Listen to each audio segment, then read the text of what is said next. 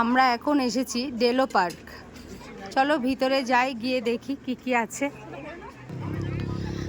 পার্কের ভিতরে চলে এসেছি। এই যে বাচ্চাদের গাড়ি, বাচ্চারা আসলে খুব ভালো হয়, গাড়ি চড়ছে সব।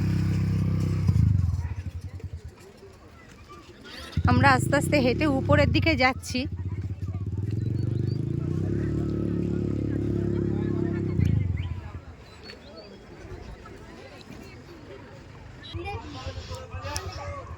আমরা পার্ক থেকে অনেকটাই উপরে উঠে এসেছি।